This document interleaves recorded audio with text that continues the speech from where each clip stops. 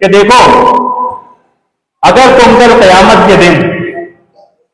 کافروں سے کہہ رہا ہے اللہ، مشرکوں سے کہہ رہا ہے کہ اگر کل تم قیامت کے دن سونا بھر کر، زمین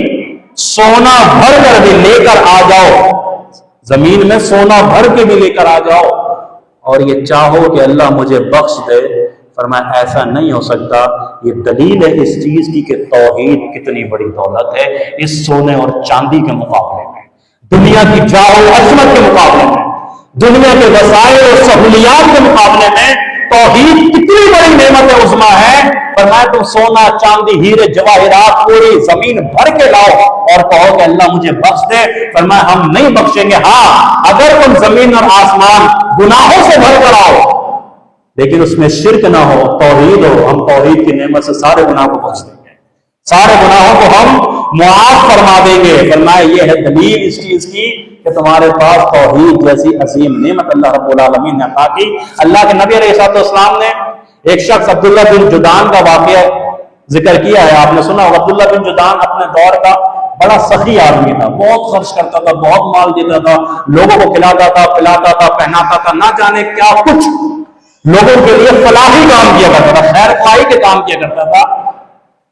اما عائشہ نے پوچھ لیا اللہ کے رسول صلی اللہ علیہ وسلم، کیا اس کو اس کے سخاوت کا، اس فلاحی کاموں کا، لوگوں کو کھلانے اور پلانے کا کوئی ثواب ملے گا، اجر ملے گا؟ اما عائشہ نہیں، کیونکہ اس نے ایک مرتبہ بھی یا اللہ کہہ کر،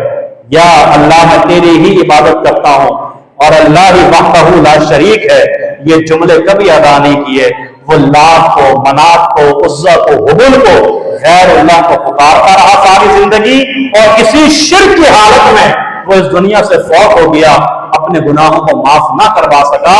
تو اس کی یہ سخاوت، اس کا یہ لینا دینا، یہ معاملات، یہ پہنانا اوڑھنا، کھلانا پلانا، باہر لوگوں کو جمع کر کے لوگوں کی ضروریات پوری کرنا، فرمایا اس کا کوئی کام، کوئی اس کا نتیجہ نہیں ہے، کوئی رزلٹ نہیں ہے۔ ساری نیکیوں کا رزلٹ، نتیجہ، انعام اسی وقت ملے گا کہ جب تم صرف اللہ وحدہ لا شریک کو پکارنے والے ہوگے اور اللہ سے ہی اپنی دعائیں اور اپنی حاجات طلب کرنے والے ہوگے۔ اللہ سے دعا ہے اللہ رب العالمین